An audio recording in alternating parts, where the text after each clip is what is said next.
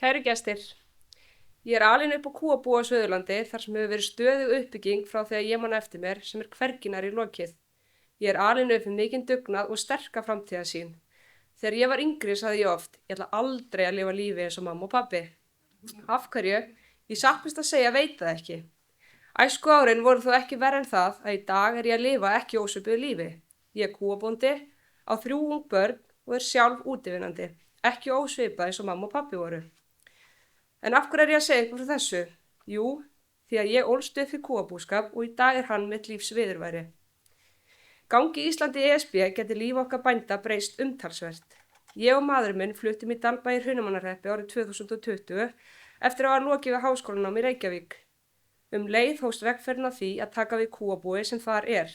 Árið 2022 tókum við formulega við þá 26 ára gömul. Á þessum 4 árum höfum við aukið töluvert í bústofninn á bænum, aukið kvóta og farið í stórar fjárfestingar. Við völdum ekki að vera kúabændur af því að það er svo auðvelt. Völdum að setjast það í sveit því að þar viljum við ala upp börnin okkar. Þvílíkt frelsi fyrir börnin að fá að alast upp í náttúrunni, umkring dýrum og læra frá unga aldri ábyrgð og sjálfstæði. Ég stend hér í dag því ég tel að rödd bænda þurfa að heyrast. Ég tel að byggð út á landi sé ómissandi og spila bændastjættin þar stóran þátt. Þegar bú leggst af hefur það áhrif á miklu meira en eina fjölskyldu. Það hefur áhrif á leikskólan, skólan, verslanir, íþróttafélagið, verkstæðin og allt samfélagið. Við þurfum stefnu sem tekur mið af íslenskum veruleika, íslenskum veðurfari og íslenskum hamförum. Beinir framleiðslustyrkir stuðla best að heilbrigðum íslensku landbúnaði þar sem að bóndinn ákveður sjálfur hvernig hann hagar sínu búskap og hvað hann ræktar í stað þess að fá einhverja beina greiðslur vegna legu landsins sem engin veit hvar koma til meðalenda. Ætlum við að láta Brussel ákveða hvað við ræktum og gerum í stað þess að leyfa markaðsöflunum að njóta sín. Ég spyr mig líka af hverju er svona lítil umræða bændamótmælin sem hafa verið í Evrópu undanfarin ár. Bændur stöðva umferð á traktorum þar sem þeir meðal annars mótmæla viðskiptasamningum við Suður-Ameríkuríki þar sem samningurinn felur í sér lækkun eða afnám tolla á mörgum vörum, þar á meðal ákveðnum landbúnaðarvörum.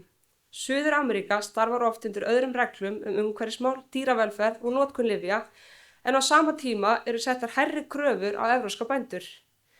Ég vil að börnin mín alist upp í landi þar sem þau hafa tækifæri, öryggi og frelsi í landi sem við getum áfram tekið stórar ákvarðanir sjálf. Þess vegna vil ég að við höfum áfram svigrúm til að móta okkar eigin stefnu landbúnað og matvælaframleiðslu.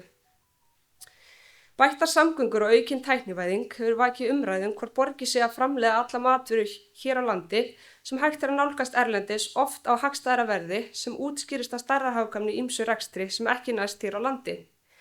Taka verður þó tillit til þess að innflutningur getur skerst vegna ýmissa aðstæðna og hefur heimsfaraldurinn COVID-19 sýnt íslensku þjóðinni skýrt dæmi það. Landbúnaðurinn hefur fengið að finna fyrir auknum innflutningi og þá sérstaklega mjólkurframleiðsla, nautgriparækt, sauðfjárrækt og garðyrkja, en þær stéttir eru meðal annars þær sem fá stuðningsgreiðslu frá ríkinu. Margir efast tilgang landbúnaðarstarfsemi hér á landi og stuðningsgreiðslu frá ríkinu sem hugsaðar eru sem niðurgreiðslu til neytenda, en margir telja peningunum sem betur var í önnur verkefni. Bændur gegna þó mikilli samfélagslegri ábyrgð sem hefur orðið skýrari á undanförnum árum þegar COVID-19 geisaði heimsbyggðina og stríðsátök brutust út og lama hagkerfi víða heiminn.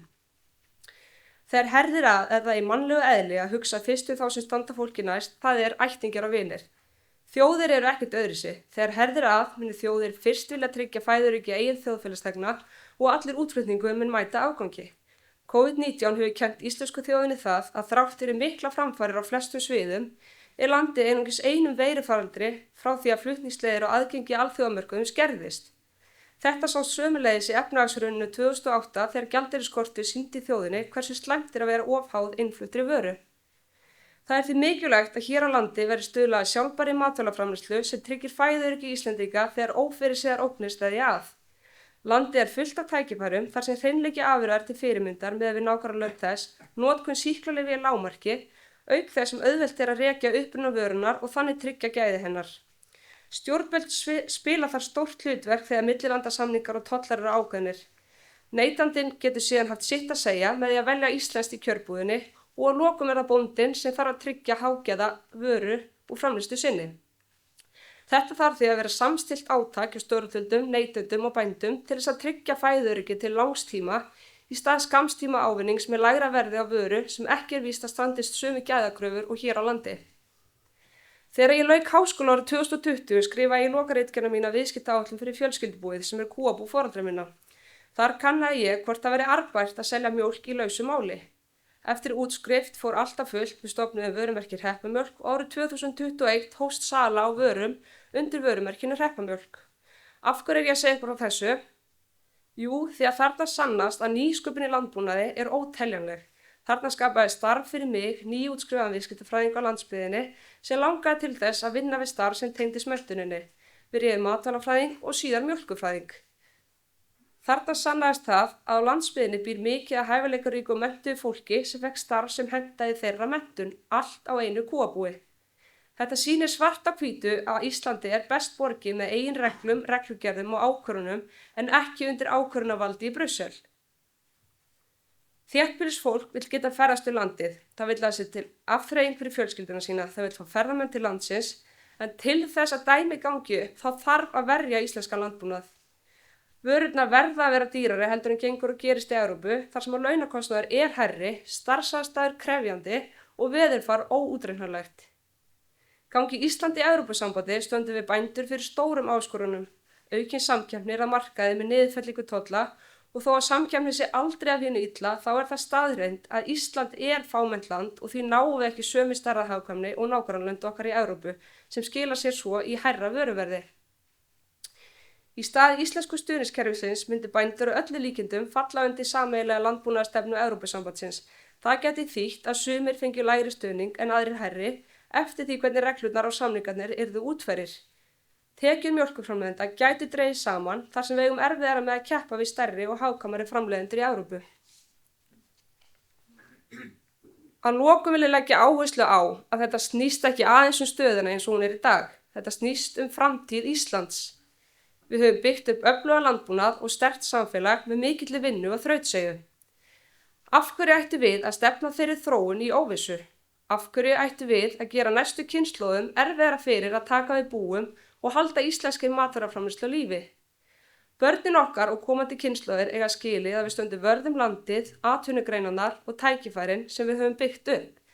Það er okkar ábyrgð að skilja við Ísland sem getur áfram staðið á eigin fótum og boðið komandi kynslóðum sömu eða betri tækifæri en við höfum notið. Þess vegna eigum við að velja þá leið sem tryggir sjálfstæði, öflugan íslenska landbúnað og sterka framtíð fyrir landið okkar. Takk fyrir mig.